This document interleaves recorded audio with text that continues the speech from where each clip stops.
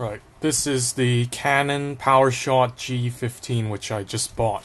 I bought it for 4,180 Hong Kong dollars, which works out to about 536 US dollars. I actually got it at a discount from the marked price of $4,380, and I got it from Fortress in Hong Kong.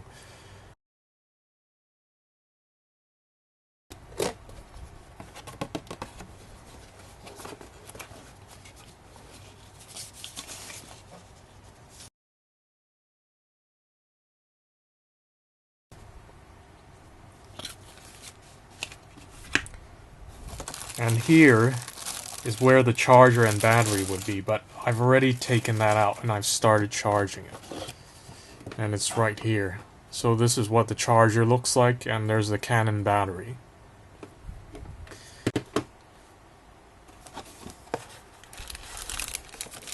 So this is where the battery would have been.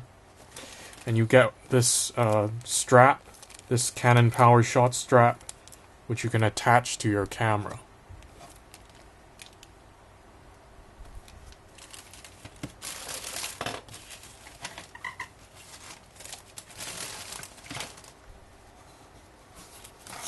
Now onto the actual camera itself.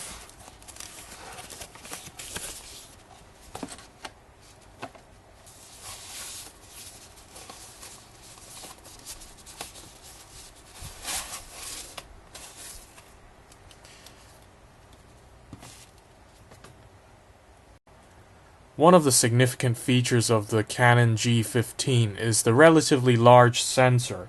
It has a 1/1.7 inch CMOS sensor. And to give you some context, a lot of other entry-level digital compact cameras only have a CMOS sensor of 1/2.3 inches.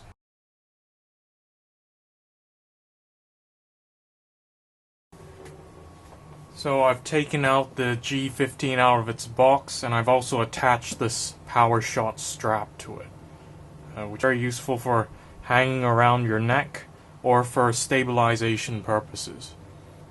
One of the first things I notice about this camera is the build quality. It seems to be very well built.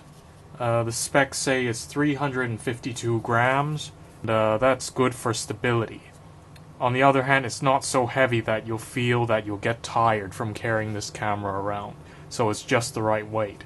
A lot of cameras nowadays are made in China, but this camera says made in Japan right here, if you can see that.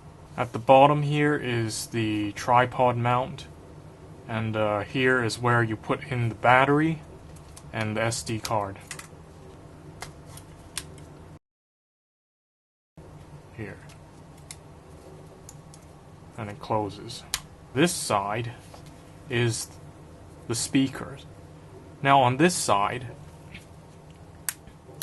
you've got a plug for HDMI, and here is a connector for USB or AV, and here, this plug is for a remote shutter. Up on the top here, you have the built-in flash, so that pops out, and there is the flash. If you don't want to use it, then you push it back in. Also up here you see a hot shoe, which you can insert a speedlight flash, which is also made by Canon. Right next to the hot shoes you see these 4 holes. They're actually the stereo microphone. Up here are the 2 dials. You can see it has all of the standard modes. Has the full auto mode, the time value or shutter speed mode where you can manually set the shutter speed, aperture value where you can manually set the aperture, and that's what most people will usually use. And then there's full manual mode where you can manually set the ISO aperture and the shutter speed. And then there's there's a C1 and a C2 where you can set custom settings. And this is the movie mode. although there is a dedicated movie mode, in fact, you can do video recordings even in these other modes. All you have to do is to press this dedicated video recording button here. This dial here is for exposure compensation. And this is the shutter. Here is the zoom. And this dial can be used variously for adjusting the aperture or the shutter speed. You can see here there's an Optical Viewfinder, so you can use that instead of using the LCD screen to compose your shots. But I find that the Optical Viewfinder is actually too small. It's too small for my liking, so I find I actually do most of my composing and shots by using the LCD screen instead. So let's turn this on and give it a spin. Turns on relatively quickly. Now I'm going to test out some of the most typical modes that people will use. So let's use the full auto mode first. And you can zoom in.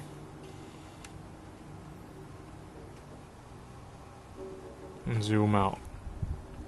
Zoom in. And you can see that the focus is actually quite quick, the autofocus. And it's detected that we're in macro mode. I'll press the shutter.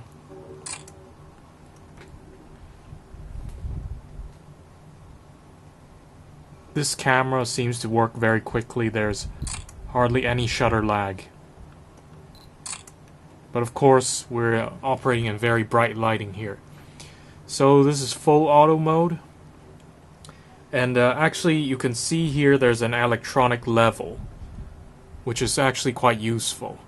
One of the most typically used modes is the aperture value mode, AV mode. So let's try that out. So you still get this electronic level, and now what you can do is to control the aperture, and you do that by turning the scroll at the front here.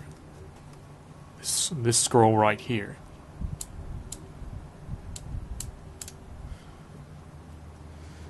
And by turning the scroll, you can see down here, this value will change. So it's now f4.5. But just say you want to open the aperture. So I'll open it all the way to f2.2 here. And again, it's very fast. Almost no shutter lag. Now, what else can you do with this camera? You can set the focus. Right now it's at autofocus, but you can also set it to manual focus, and you set it by pressing on this button on the left. So you press it, and then you can switch from normal to manual focus. And you can see here there's a magnified image, which is the image of what's at the center at the moment. And you can adjust the manual focus by turning this wheel here. Turning it left, right. And you do it until you feel that the image is sharpest and focused. Now, to make things easier, what I usually do is that I don't rely completely on this dial to focus my images. Instead, what I do is to first use autofocus, normal focus, and then focus it by half pressing the shutter. So now it's autofocused. Now I keep the object still and the camera in the same position, so the distance between my lens and the object stays the same. And now I switch over to manual focus. Okay. And now the focus will not change. And where does this come in handy? Well, it comes in handy in many situations where you have a subject in front of you, but there are objects that may come in between you and the object that you're taking. This is particularly useful when you're doing a movie or filming something, because often things will go in front of the lens, and you don't want the camera to be confused into focusing on the thing coming between you and the object. Now moving on to videos. As I mentioned before, you can record videos even when you're in aperture or shutter speed mode. You don't have to go to the dedicated movie mode on the dial. All you have to do after you've focused is to press this dedicated video record button here. So just to illustrate the use of this manual focus, I'll start recording. So I've pressed record. Now you can put things in between the lens and the object, and the focus will not change. You see my hands are out of focus, and the calendar back here is in focus. To make it a bit more obvious, I'll put something with letters on it. So this is out of focus.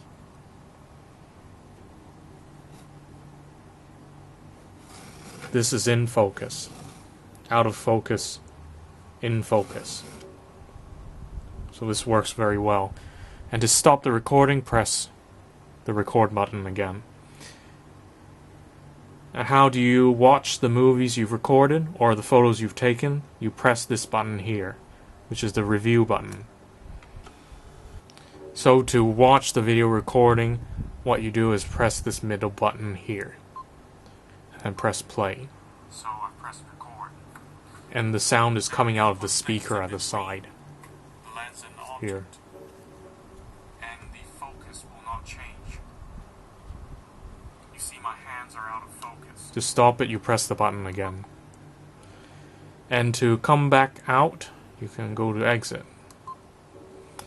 If you want to go to see the other photos, you can press on the button on the left, and you can scroll through. If you want to scroll through a bit more quickly, you can use the zoom function to zoom out, and then you can see more of your photos and scroll through with this wheel. And these are some photos I've taken in the past. If you want to take a look at the photos, you select it and then press the middle button. You can see an enlarged version of the photo you've taken.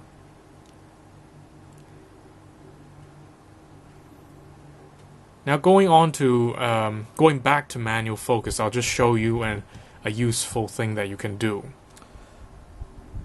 Now just say you were setting up with a tripod, and the object that you wanted to take was not at the center of your frame. So just say the object you wanted to take was, say, on the left of your frame. Now, if you wanted to focus, you see there's this focus box here. If you wanted to focus on the calendar, what you'd have to do is turn your camera and then half press the shutter. Now sometimes this is not very convenient. Sometimes you don't want to move the camera at all. You want to keep it completely still in one position. Now in such situations, what you want to do is to move this focus box over to the left. And the way you do it is in aperture mode. You press this button here. Press this button, and it lets you change the size or move the frame. So you move the frame to the left by scrolling. Now it's moved to the left. You press the middle button and you've set it there. Now it'll focus on the red object on the left. Now I found that you cannot do this when you're in movie mode for some reason. So when I'm here, I've switched over to movie and I press this button. It says it seems to be highlighted, but you cannot move it.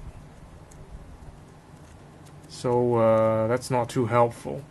What you can do is to change the size of it, but you cannot move it. So really, for focusing purposes, the movie mode is not that versatile. So what I tend to do is to stay in the aperture value mode and do my focusing there. So focus it, then switch over to manual to fix it there. OK, and then press the video record button. And so the calendar is in focus, and something that is in between the lens and the calendar is not in focus.